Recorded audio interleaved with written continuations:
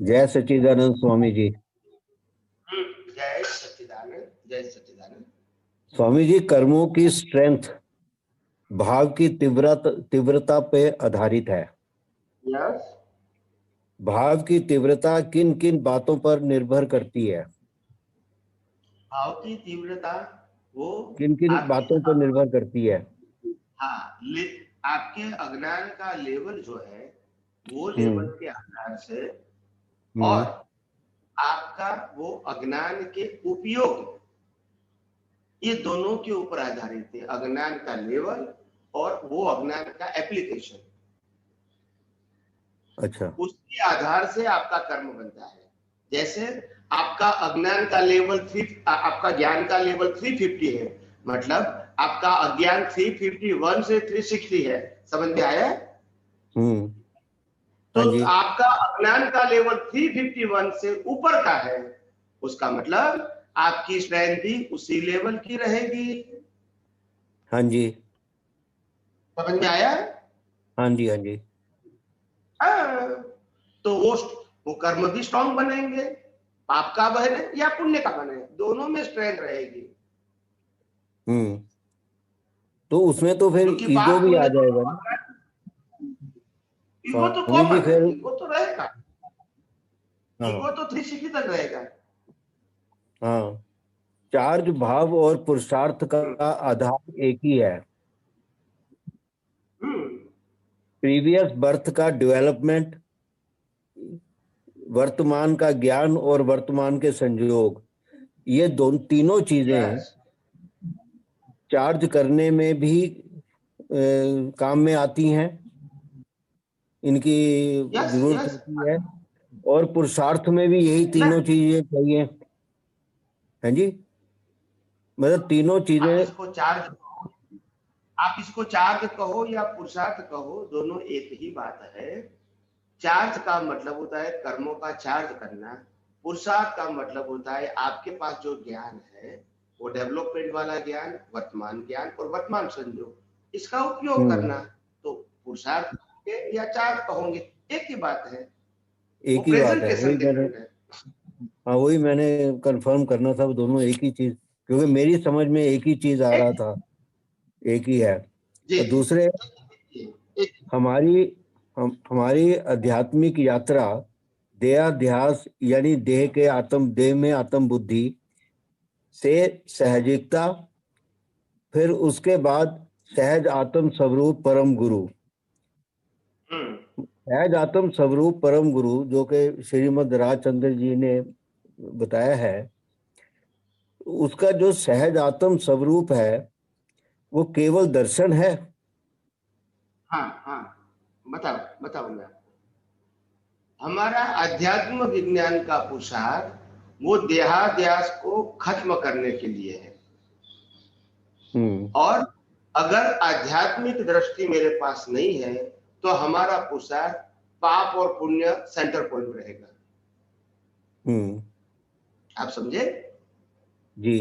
अगर हमारा विजन आध्यात्मिक नहीं होगा, रिलेटिव सत्य के हम्म। ऊपर आधारित रहेगा, तो हम्म। हमारा पुरुषार्थ पाप और पुण्य के ऊपर आधारित रहेगा।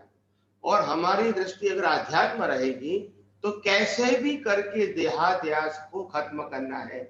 हमारे यहाँ पाप पुण्य सामायिक प्रतिक्रमण, ये सब्जेक्ट क्रिया का, ये सब्जेक्ट आध्यात्म में नहीं आता है, क्योंकि देहाद्यास हम्म। ही खत्म करना है। आप समझो? हाँ जी। तो देहाद्यास खत्म करना है, तो फिर मैं कहूंगा कि आपको ये क्रिया करनी है, तो देहाद्यास कैसे खत्म होगा? होगा नहीं, वो करता हो जाएगा फिर उसमें। हाँ, मैं आपको कहूंगा कि रोज आपको 5 बार त्रिमंत्र बोलना ही पड़ेगा और इसको पुरुषार्थ मानना ही पड़ेगा, तो फिर आपका देहाद्यास खत्म होगा? नहीं होगा। हाँ, ठीक है। नहीं होगा। पुण्य बनेगा नहीं। मगर देहाद्यास तो रहेगा। तो इसलिए हाँ जी। आध्यात्म मार्ग है, वो देहाद्यास को खत्म करने का सेंटर पॉइंट है। और आध्यात्म मार्ग के अलावा जो धार्मिक मार्ग है, वो पाप और पुण्य के ऊपर आधारित है। चाहे वो आप पुण्य पुण्य करो या पाप से बचो, उनके ऊपर आधारित होता है।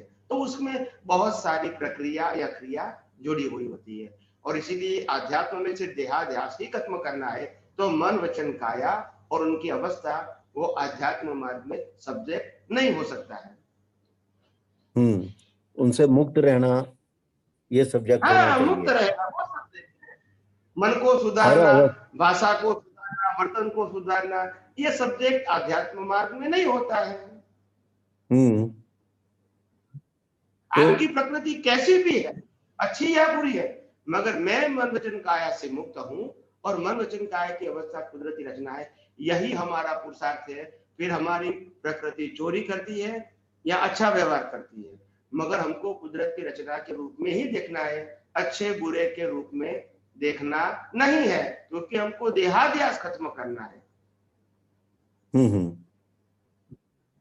तो ये सब बातें एज अ साइंटिस्ट आपको मालूम होना चाहिए कि ये आध्यात्म विज्ञान देहाध्यास खत्म करने के लिए है, कर्मों को सुधारने के लिए और पापों से बच के पुण्य के मार्ग में जाने के लिए, प्रकृति को सुधारने के लिए। ये मार्ग आध्यात्म मार्ग नहीं है। हमको तो प्रकृति से ही मुक्त रहना है, ये आध्यात्म मार्ग है। तो प्रकृति से मुक्त रहने का मतलब होता है देहाध्यास खत्म करो। मैं शरीर हूं ही नहीं, मैं मन नहीं हूं, मैं स्पीच नहीं हूं, मैं एक्शन नहीं हूं, और 5 इंद्रियों से दिखती हुई दुनिया है, उनका व्यवहार है, वो भी सब रिलेटिव सत्य है, वो सब कुदरती रचना है, उसमें भी मेरे को अच्छा बुरा के रूप में पढ़ना नहीं है। स्वामी जी, संसारिक सुख में कभी कभी इतना लग जाता है आदमी, और ये अंदर उसके मन में विचार भी आता है कि मैं इससे मुक्त शुद्ध आत्मा हूँ, इनका मुझसे कोई मतलब नहीं है, लेकिन फिर भी कहीं ना कहीं अंदर उसकी अनुभूति, सुख की अनुभूति में वो संलग्न रहता है, और दिमाग उसका ये कहता है कि मैं इससे मुक्त हूँ, मैं शुद्ध आत्मा में ही जो सुख है वो किसी में नहीं है, इसमें कोई सुख नहीं है। बट ये जो है ना, प्रकृति का जो संरक्षण है, अपनी जो प्रकृति है उसका संरक्षण, तो ये इससे छुटकारा पाना बहुत मुश्किल है। मतलब है हर दशा में बेशक दिमाग में ये बात चल रही होती है कि मैं तो इससे मुक्त हूँ, मैं ये अवस्था है, अवस्था मात्र कुदरती रचना है, सब कुछ मुझे ध्यान में आता है, लेकिन फिर भी अंदर जो है ये रहता है कि अंदर वो आनंद लेता है उस चीज का। तो ये दो जो द्वंद्व है अंदर अंदर में, एक तरफ तो वो मजे भी ले रहा है और दूसरी तरफ उससे मुक्त भी रहने की कोशिश कर रहा है वो। इस स्थिति में क्या मतलब है, आप बताएंगे? हाँ, वही बताता हूँ मैं आपको कि देखो, इसीलिए तो इनको देहाध्यास बताया है ना। और देहाध्यास हाँ का जी। मतलब क्या है? मोह है, मोह। मेरा अस्तित्व देह के आधार से है, ये मोह लास्ट में जाता है। हम मोह को सुख दुख मानते हैं, ऐसा नहीं है। मोह का मतलब होता है शरीर के अस्तित्व को मेरा अस्तित्व मानना, वो सबसे बड़ा मोह है। आप समझे? फिर उसके हाँ जी। साथ जुड़े हुए बहुत सारे अनेक प्रकार के मोह मान्यता के हो सकते हैं। हाँ। तो मैं शरीर हूं और मेरा अस्तित्व शरीर के साथ जुड़ा हुआ है। अगर शरीर है तो मैं हूं, ऐसा जहां तक मैं मानता हूं, वहां तक मेरे अंदर मोह है ही, भले वो राग द्वेष ना करे। तो उसको तो देहाध्यास बोलते हैं। मेरा अस्तित्व आत्मा ही है, और शरीर जो है वो कुदरत का बनाया हुआ है, कुदरती उनको चलाती है और कुदरती उसको अंत लाती है। ये दृष्टि अगर मेरी 100% हो गई, इसको ही कहते हैं केवल दर्शन। हाँ, लेकिन बहुत अभी कठिन मार्ग है। मतलब है कि प्रैक्टिकली मतलब है थोड़ा मुश्किल होता जाता है, क्योंकि अंदर ऐसा लगता है कि मैं जैसे अपने से दानतखोरी कर रहा हूँ। मतलब लगता है कि अंदर तो मुझे मजा भी आ रहा है और मैं ऊपर से ये भी कह रहा हूँ कि मैं इससे मुक्त शुद्ध आत्मा हूँ। नहीं, तो उसमें क्या होता है बताओ मैं आपको। क्या सबसे बड़ी बात ये होती है कि जो प्रकृति की जो सोच है, डिस्चार्ज प्रकृति की जो सोच है और अनुभूति है, इसको चार्ज के साथ अगर आप नहीं जोड़ते हैं, तो डिस्चार्ज वाले कोई भी भाग के लिए आप रिस्पॉन्सिबल नहीं हो। मगर डिस्चार्ज के साथ चार्ज वाला भाग भी जुड़ जाता है, फिर आपकी रिस्पॉन्सिबिलिटी आ जाती है। मतलब ये है कि कोई भी आप क्रिया के अंदर, तो अगर आप इस पे बाद में विचार नहीं करते बिल्कुल भी, जो कुछ हो गया सो हो गया, देन यू आर सेपरेट। अगर आप क्योंकि शिकायत हो करेंगे, गया का मतलब होता है, हो गया का मतलब होता है जो कुछ भी हुआ वो तो प्रकृति में हुआ ना। प्रकृति में हुआ, मेरा उससे कोई मतलब नहीं है। मैं प्रकृति हूं नहीं तो फिर तकलीफ कहाँ है? हाँ, यही एक तरीका है इससे मुक्त रहने का। हुआ, प्रकृति को फिजिकल भुगतान भी प्रकृति को हुआ, और वो भुगतान का आनंद भी डिस्चार्ज प्रतिष्ठित आत्मा को हुआ।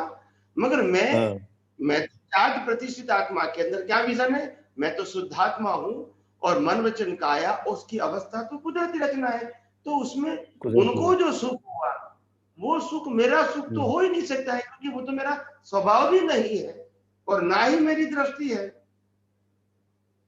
हाँ, तो मतलब इतना सोचने भर से आप मुक्त हो गए। हाँ, तो इसीलिए तो धीरे मैंने धीरे कहा, ये अभ्यास। हम हाँ, क्या समझते हैं, मैंने क्या कहा कि देहाध्यास का मतलब होता है देह से अलग होना। वो छोटी बात नहीं है।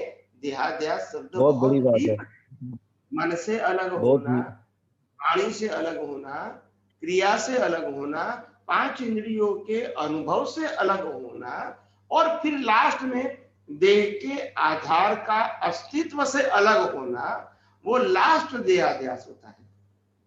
हाँ, हाँ। हम हम्म। देह के अस्तित्व को ही नहीं मानेंगे, क्योंकि वो है ही कुदरत का।